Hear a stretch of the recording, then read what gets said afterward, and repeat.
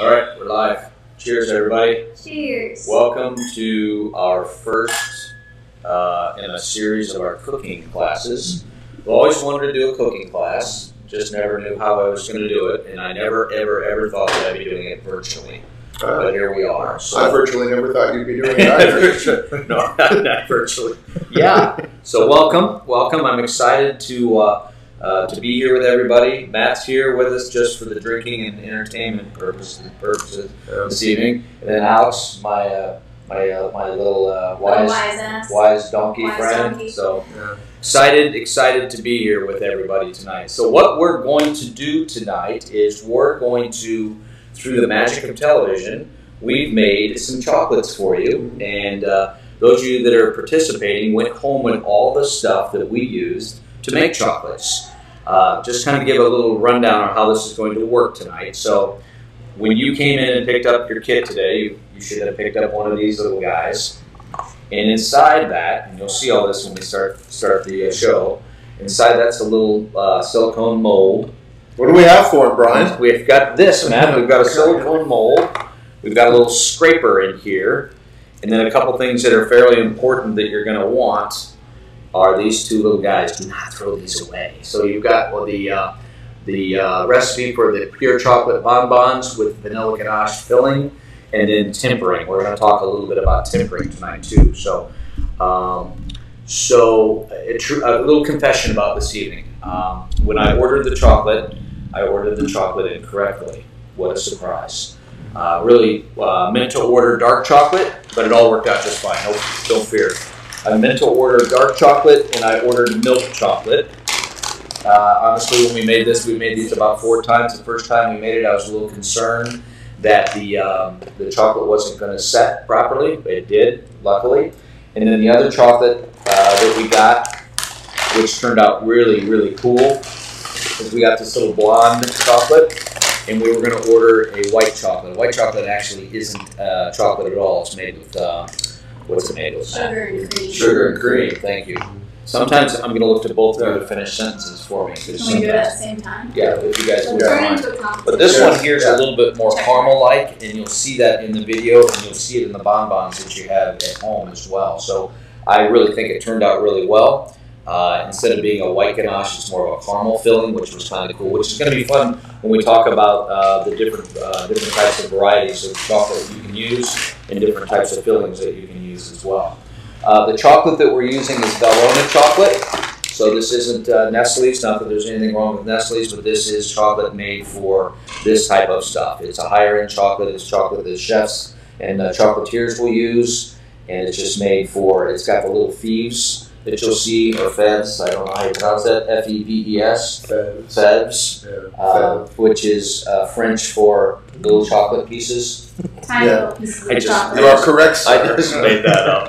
But this company is a French company, and the thing I love about this company, and I found this out when I was looking it up today, is they're in southern France. They're in a little town called Tain-la-Hermitage. Talk up a little bit. Tain-la-Hermitage, so it's in the Hermitage region of France. So Syrah, I love Syrah. So that's kind of cool. Little, so it ties with wine. So that's kind of fun. So got the kit. We're going to talk about the making of the cheese. I almost said cheese. We're not making cheese tonight. We're stuffing this chocolate with cheese. We're stuffing the chocolate with chocolate cheese. Fun fact, that's what a bonbon is. Yes. Cheese. Yeah. Cheese. Yeah, with raclette. So, with raclette. Yeah. But we're going to... you made a bad choice. So we're going to send that on the side of you. Can we start this over, Brian? I got the 2 little crazy people next to me. And then we're going to talk a little bit. Matt took 3 different wines, or paired 3 different wines that he thought would go well with the chocolate. And he's just going to make stuff up about it. Yeah. So... that you are correct again. So... another cool fun fact about this evening, which I find will be good for everybody, is that if you are watching or happen to watch and you didn't get the chocolate, first of all, shame on you. But the cool thing is we've got the chocolate for sale. We've got these kits for sale. You can take these kits home, take the chocolate home, take the vanilla. Oh, I also forgot the vanilla bean. You should have gone home with a half of a vanilla bean too.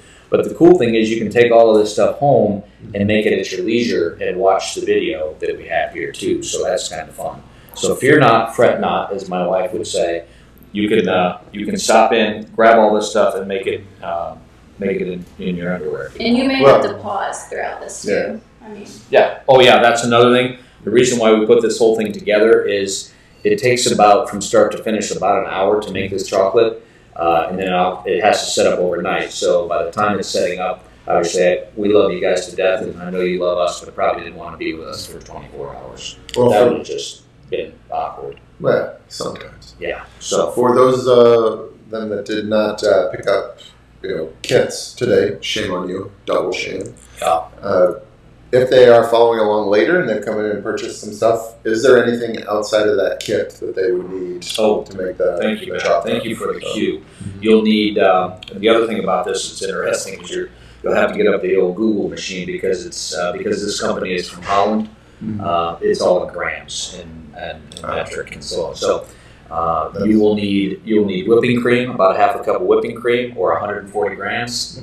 You will need 10 grams of sugar, which is 2 teaspoons, and you will also need 3 grams of 15 grams of what's that? 15 grams of butter. I'm going to kick that butter. 15 grams of butter, which is about a tablespoon, but you're going to see all that here very shortly. So, why don't? Oh, and by the way, you all went home with 250 grams of white chocolate or the blonde, and 250 grams of the milk chocolate, which is about 8 ounces. And the vanilla bean. And the vanilla bean. And the vanilla bean. But we're gonna get to this. So, I think that we should go ahead and get started. What do you think, guys? Let's get this cooking class started. So, again, cooking series, episode 1.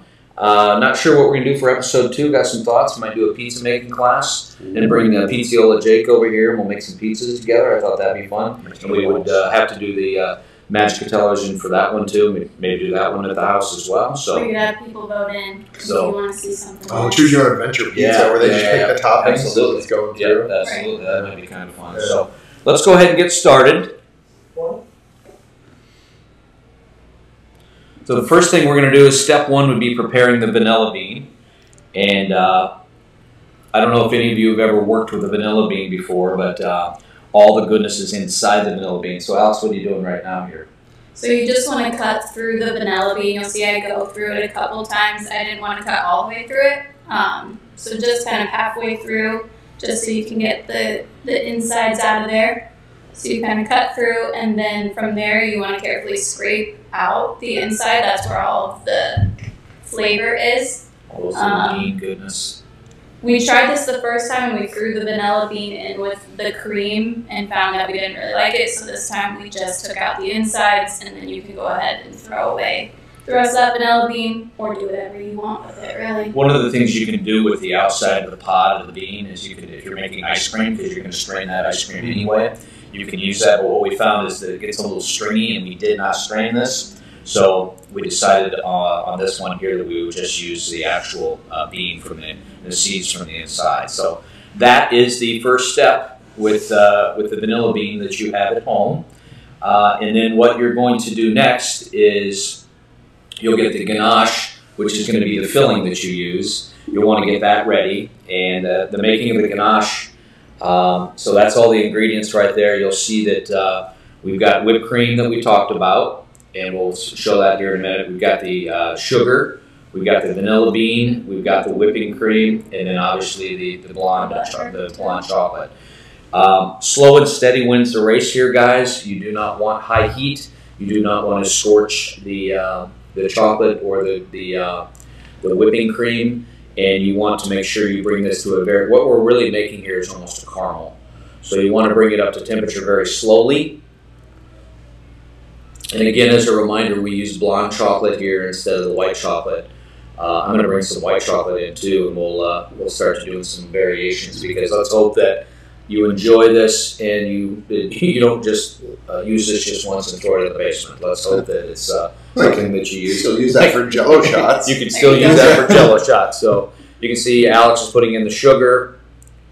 So basically, we're putting in all the ingredients except for the butter, and that is on the recipe here. This little guy right here. So, and we're just going to bring that to a very, very slow boil. Vanilla bean. Yeah, the vanilla bean in there too.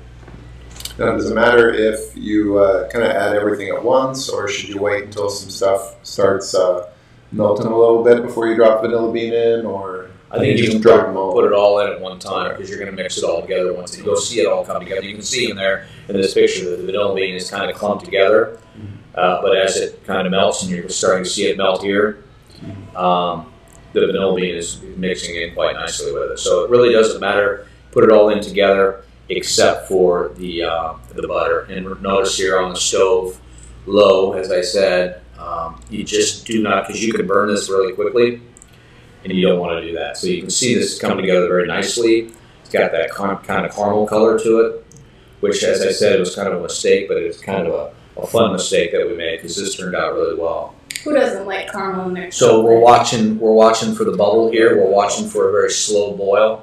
And I think you'll see in the camera, you'll see very shortly, we're going to show it, I think, in the next slide here, or the next piece of it. And if you're watching at home, you're not here yet. It's going to take a little bit of time. Yeah, this takes probably about 10 minutes or so. But you're looking for that bubble, and once you get that bubble, you drop in the butter. The butter's going to kind of bind it together and give it a really cool sheen.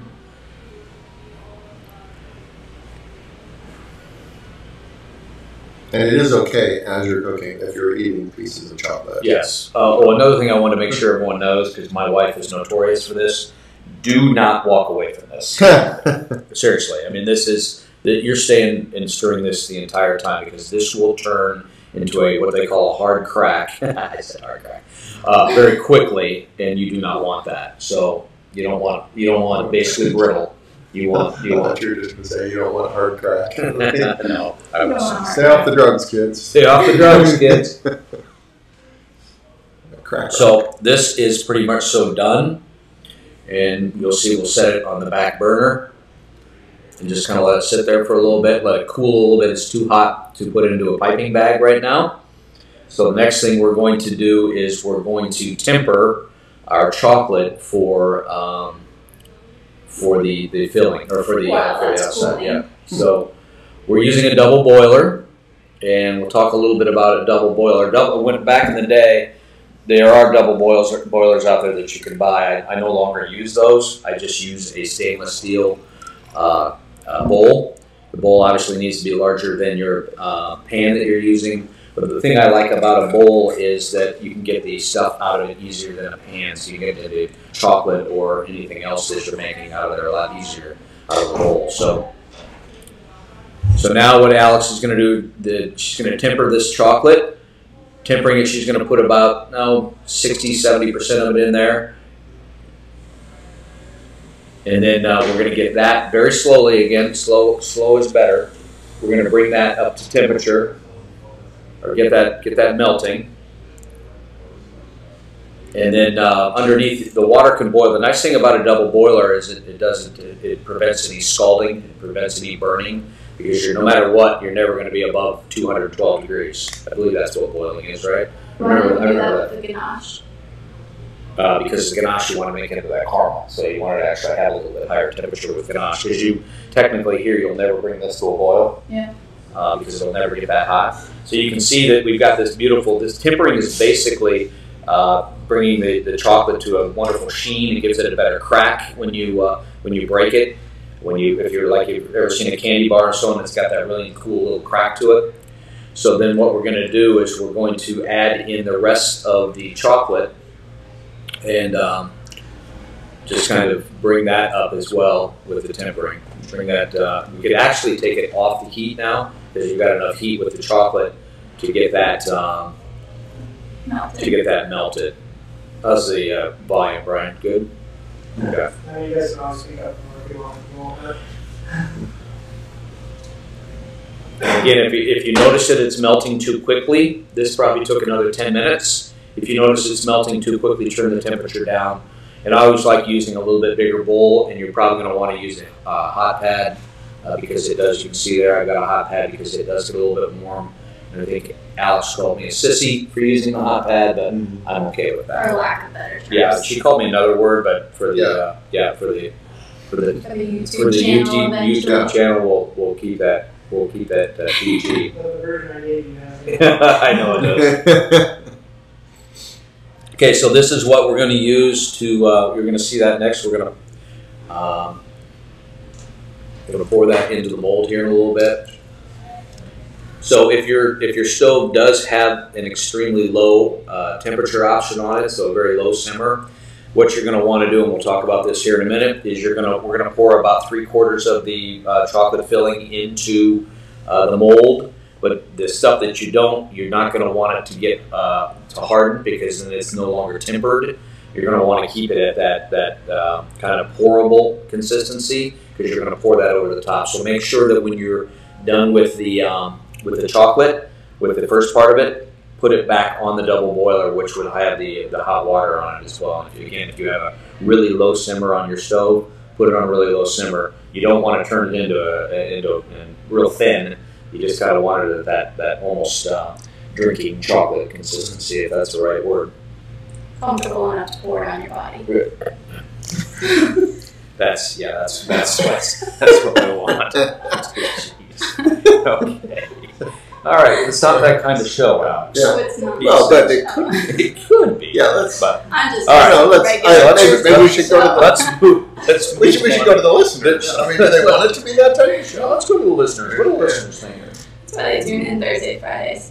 Let's go to chapter 4. I think you're calling them chapters, which I love. Or step 4.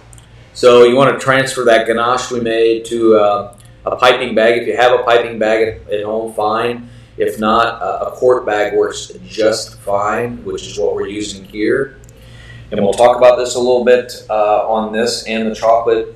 Make sure you cut a very small opening. Smaller is better in this case. What's that saying is you can always make it bigger, you can't make it smaller. So it's that measure twice, cut once idea, because you are going to be using this to pipe it onto, and you'll see that pipe it into the mold. So make sure that when you cut this, it's small. The opening is small. So you're going to want to set that aside. Get that, because you'll want to have that ready. So that's the ganache. That's the ganache, right? That's going to be the filling. And then I think we'll go into the pouring of the chocolate, correct? Or you can use that also. Put it on someone's body. So you could use that to pipe it on something. That one you have a little bit more. So here we go. We're gonna take the chocolate and start to put it in the mold. And you're gonna want to fill it all the way to the top, even though you're gonna put the filling in it. We'll show you what we're gonna do after that. So it's a good consistency right now, and it's got that. I love the fact that the color of that. It's a bright, glossy color to it. Is it glossy or matte? I always forget. Glossy. Which one's matte? Matte has no shine. Matte has no shine. Okay. Matte, That's you why don't have any shine. Matte has no shine. sparkle to you. Sorry. Matte is shineless. Yeah. So you'll also notice on your mold, you've got one side is bigger than the other. And the mold, that's really where you're going to hold. So that when you're scraping, you'll see that when we start to scrape at the right side of that mold. I think it's the right side. Is that correct? It's the side with the circle. Okay. Yeah. It's rounded. Yeah. It's got the larger. Yeah. What's that? So make sure they're all full. And then at this point, you're going to want to pat it or tap it on the table to make sure all the bubbles are out of it. I think Alex is going to do that here in a minute. If you like mess, take a deep breath. Yeah, take a deep breath, because remember, I don't do well with sticky. This is, I think, the 4th or 5th batch we did, and I will tell you this one turned out really well. So she patted that to get all the air bubbles out, and now she's going to take it and dump it back into the bowl, because you're going to need to use that excess. And fear not, this will set up for you. One of my fears was we poured out too much. So I'm glad you kept this in here, actually, because the first pour, you got air bubbles in it, and you'll notice that I'm assuming it's here, right? Yeah. So there's air bubbles. You'll notice not much chocolate comes out, and we'll flip it. And while it looks good, it's still got quite a bit of chocolate in it. So Alex does scrape it here. So I had flipped that one, and I kind of kept it pretty flat, and it created an air bubble, so you didn't have it at an angle, right? And you can see here when she scrapes it. Go ahead. It's still very full, so we realized that. So if this happens to you, don't panic. Don't panic. Don't be alarmed. Just do it again. Do exactly what Alex does here. Pat it again. Get the air bubbles out, and then just take it. Notice this time she pours it at more of an angle, and it just came out wonderfully. is also one of the reasons that you want to have that temperature not crazy warm. Yep. You need to have it just a little bit cooler off there so that it'll coat and stay. Yep. And you'll still get the shininess. Yeah. If it gets too cold, it cracks. If it's, Yeah, you need it thick enough so it holds onto the sides, but you obviously want a little space to give yourself a lot of that good filling. This one, folks, turned out really, really well. I was really happy with the results here. So you'll see when she scrapes it down. And don't worry if you get a little chocolate on the sides. That's just for eating later. So she scrapes that down. And at this point, we're going to go put this. We put this down in a cool spot. We put it down in the basement. If you have a basement, put it in the basement. They tell you can put it in the refrigerator, but the refrigerator is going to cool it down too quickly. And we put this in a cool spot for about probably 30 minutes or so. I would say until it solidifies just enough so that it's not falling down the sides anymore. So grab your glass of wine. Now, this is the part where maybe we should talk a little bit about some of the wine that we've got here. So. Do we want to, or we should have cut away and come back and drink? Okay, well, welcome back. It's been a half an hour. Let's check. You guys are pretty. Chocolate. So we funny word. We had a bonbon. What's up with bonbon? So we got a little Marsala, we got a little port, and then we got a little quilt, because who doesn't like a big Cabernet? So do you want to talk about these, or do you want to pour them all into one glass, or what do you want to do? You could pour these on your body as well, too. So this is the direction we're going tonight. So we'll just start off here with one closest to me, the quilt cab. Many of you who are regulars are quite familiar with quilt cab, made by one of the members of the Wagner family. Quilt cab is big, luscious, but the tannins are kind of backed off on it, so it doesn't chalk your mouth up as much.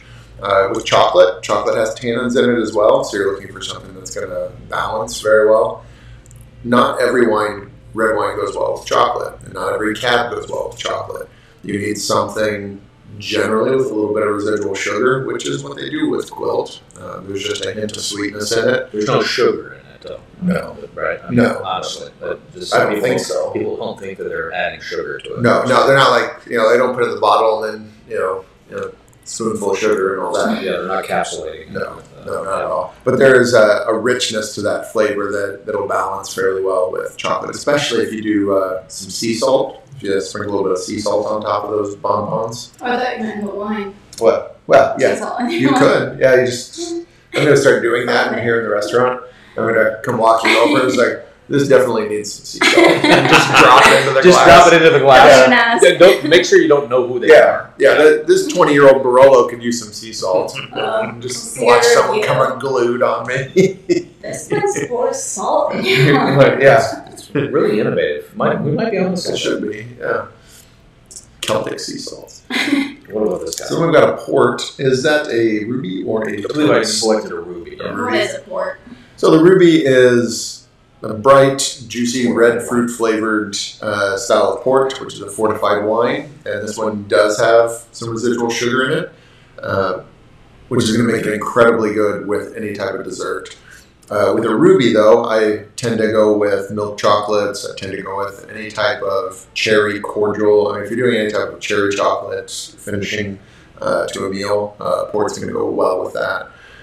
This just means in a ruby form that it hasn't been oak aged for a long time. It was probably left in concrete vats, possibly stainless steel. But port is underappreciated. You don't need a lot of it. You just need a little. But a little over and over and over again. Yeah. That's kind of the way it goes. And then moving on, we've got a sweet Marsala. Now, Marsala can be a lot like sherry in regards to having cooking Marsala, cooking sherry, dry Marsala. There's a range of it. If you see cooking sherry or cooking Marsala, don't drink it except for last resort. Or if it's the last bottle you can find on a weekend ski trip, and you need to give it to the one friend that's being obnoxious to get them to shut up. Otherwise, you want to work your way into a little bit nicer Marsala. Sounds like that's happened to you before. Oh, many things have, in that regard on ski trips have happened to me before. Oh, man just doesn't shut up. He just talks. So this Marsala is a sweet style. Lots of toffee, a little bit of caramel, and you do get a bit of chocolate out of it. I've been drinking on this pretty steady here for the last half an hour, and I can tell you that it's not really getting old, but I got a sweet tooth size of a shoe. So yeah, it is delicious. I think Marsala is another great one for the end of an evening. Throw a little chill on it, and just sip it and pretend like you're in the Amalfi Coast. And it's kind of like an orange-brown color to it. Yeah, it's certainly got a caramel color to it. And you said with the port, it's like alcohol. Yeah, well, it's fortified, so it's got about 18-19% alcohol. We should have gotten in the glass afterwards.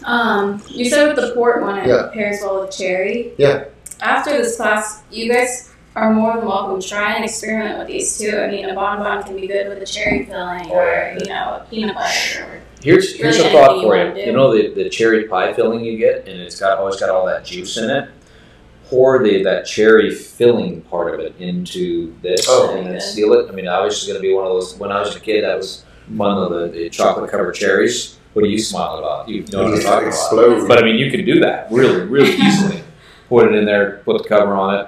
Put the top on like we're going to see. But yeah, I mean, that's what's going to be fun about this is experimenting with it and having the patience to do it and wait till you see the final result. It looks like something you buy in a chocolatier. It's pretty cool. You've got a couple of the examples at home with you. So, Brian, let's move. Thank you for that, Matt. Were you talking? I thought you were just talking to yourself for a second. I forgot your name was Brian. So let's move on to the next chapters here, if we will. I think we're gonna pipe the ganache in here yet. So now, flash forward. The chocolate has set up enough to where we can put the filling in. You'll notice we take a very, very small amount off of the end of that Ziploc bag. And oh, by the way, this makes a ton of ganache. I don't know why you'll have enough ganache for ice cream later. Frankly, if you want to make another batch, you'll probably have enough for another batch. We just took it and threw the rest of it in the refrigerator. You want to bring it back up to temperature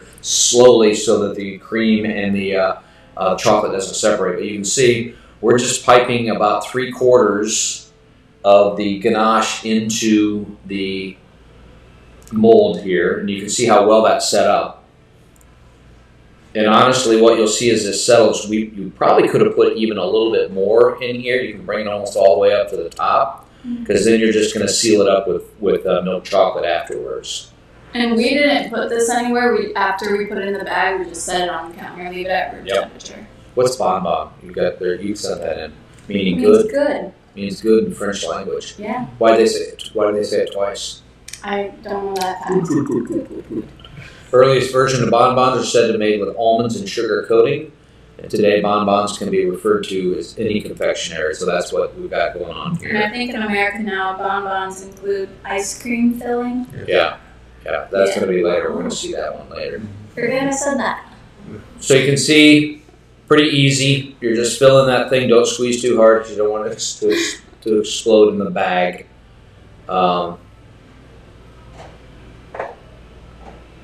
But you can kind of see the ones that I poured first. You can see them settling out. You could actually put a little bit more in there if you wanted to. Is this where you're going to do the music? No, you'll know. The very end was where we're going to do the music. You'll see that. And it does look just like a caramel. Oh, do you know what I'm going to have you do for me here? It's, if you could, in the next couple minutes, grab that sea salt, that bacon sea salt we have. Oh, yeah. Yeah. Put that in my wine. Yeah. But we want to sprinkle that in the wine. Because we're going to talk about putting some different toppings or coatings on the top of this at the very end here. So pretty easy so far. Obviously cooking is a patience thing. That's why my wife doesn't like to cook, because she doesn't have the patience. Do you call this cooking or baking? I would call this a little both. I don't think it's baking, really, because we didn't really bake. This is confectionery stuff is what this is. All right, so there you go. There's the ganache that we put on there, and then what we'll move on to next is we put the chocolate in. Remember, we kept this on the double boiler so that it would stay somewhat in liquid form. So we're just going to do the same thing, different bag, obviously, and we're just using another Ziploc bag. Perfect. Do you need to put this in the fridge after the ganache, or you can do it right away? You can do this right away. So this is basically real time here. So we just did the ganache filling. Now we're going to pipe the rest of that same chocolate that you made over the top of that mold. All right, so we're going to top the mold with the chocolate here. And there's 2 different ways you can do this. Yeah, 2 different ways we can do it here with the piping, which is fine. I mean, it's a little bit more precise, and you're getting the chocolate. You're getting less mess, which for me is wonderful because I don't like mess. But you can see, as I said, you see how you could actually have put a little bit more of the ganache in there if you want. Feel free to bring that almost all the way up to the top. You just want to make sure you're able to seal it. So, because that's what we're doing. We're putting a cap, basically, to seal the ganache in the chocolate. So we did those, and then the other way to do it would be just to take the stuff out of the bowl, and with your spatula, just kind of slowly pour over. Pour over. Want to make sure you put more than you need because you're going to scrape it again, because you want to make sure it's well sealed.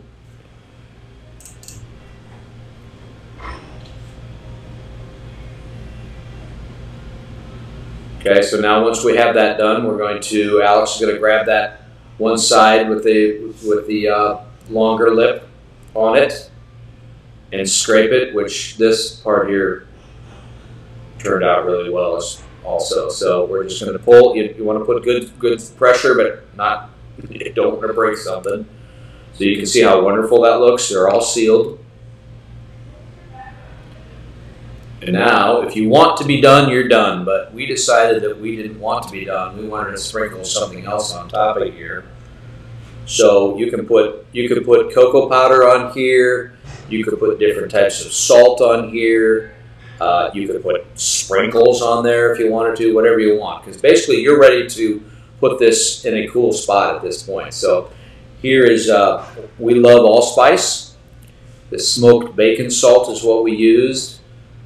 But can you pause that for a second? Is that possible? And we could also show this guy here that we have. Is that a thing?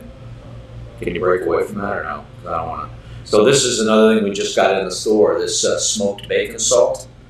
Let's see if I can do this properly. This smoked bacon salt would be amazing over it as well. So if you grab the chocolate and you did grab the smoked bacon salt, let me see, how do I do this? I'm not very good at reversing. There you go. Nice work. There you go. So you got a little finishing salt. This would be good with a lot of different things. This would be good with, if you like potato salad, put a little sprinkle on that. I mean, this goes a long way with a lot of different things, but definitely with the chocolate. So let's go back to that sprinkling that Alex did, because I thought that this looked really, really good. So we just took a little bit of that smoked bacon salt from our friends at Allspice and sprinkled it over. I think we did half of them. So that will set up nicely in the chocolate. We tried it a couple different ways. At first, we left the chocolate set up a little bit, thinking that if we didn't, if we put it in there, it's all going to kind of sink into the chocolate. It doesn't. The chocolate is viscous enough. That's my big word for that. Viscous. Did you look that up before? I did look it up before. I don't know what it means. It just sounded good in a sentence. But it's viscous enough to hold that salt up just fine. And it'll obviously, when it dries, when the chocolate coagulates, this is another big word. Big words tonight, people. It'll hold that salt pretty nicely. But that just turned out amazingly. So at this point, you are ready to obviously want to clean up the edges and lick your fingers, all of that good stuff. But at this point, you want to put either in a cool spot or in the refrigerator if you want. We happened to, I had our wine fridge that we keep that top one at about 57 degrees, which is just the perfect temperature to kind of bring that chocolate down at a cool or a slow temperature. And we left that in there overnight. So luckily, through the magic of television, we had made a bunch of them the night before. So we had some that Alex is going to now remove from the mold. And be careful if you're using this on a big TV. There's a couple targets going on here, so be careful because one of them might pop out at you. So At this point, you're just going to pop them out of the mold. Don't be afraid to do this. So that first one got away from us. Slippery little sucker. But don't be afraid to push them out pretty hard because they're not going to break on you. And there I am, making sure I'm in the limelight. But at this point, it's time to pop them out and just enjoy them.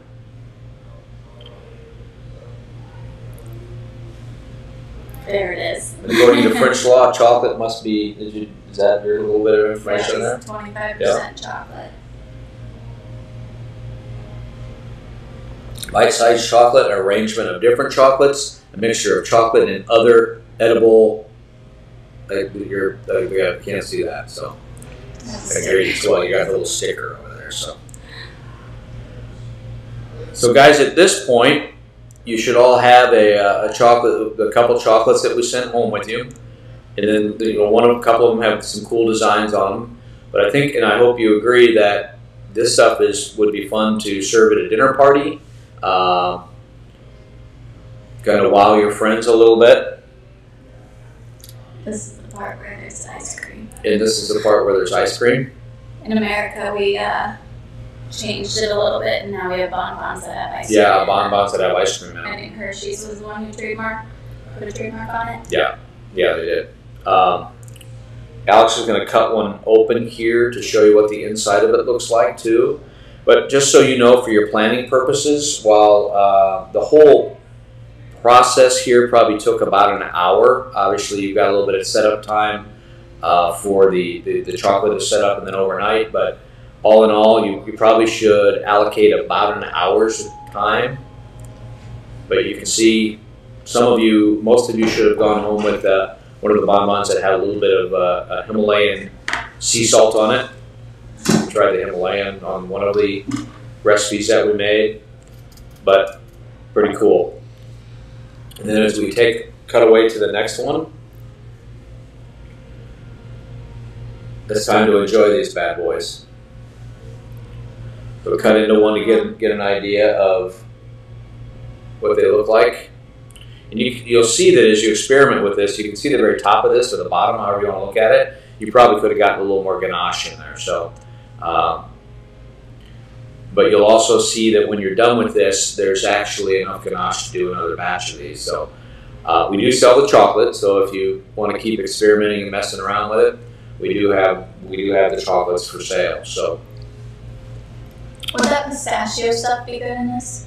yeah, you could put that pistachio curd in there maybe. Not with chocolate. Maybe with the little. I mean, it would be white chocolate. Pistachio and chocolate are good together. It'd be just, I don't know if it would be, if the consistency would hold up or not. Oh, true. At least on its own. Well, you put it on the inside. That's the feeling. Maybe a white That's chocolate class outside. number 2, fun with pistachios. Fun with pistachios. So that is in a nutshell. See what I did there? Pistachios nutshell. That's good. I Yeah, I'm see. going to pretend like It looks easy, but it's not. It's not easy being me. But that is the class that we put together for you. It almost worked out perfectly because I wanted to go about 40 minutes for everybody to keep it interesting and keep it lively and not go too long like some of our virtual pickup parties will go. Again, we could do those for hours, but thank you. And thank you. And I think thank you. And I thank you. I So hope you guys love this. know what we're Again, gonna do? keep coming in if you want to get some more. We have them for sale. Chocolates are great. They're interesting. So yeah, we're gonna come up with some other recipes for everybody and get those out there as well.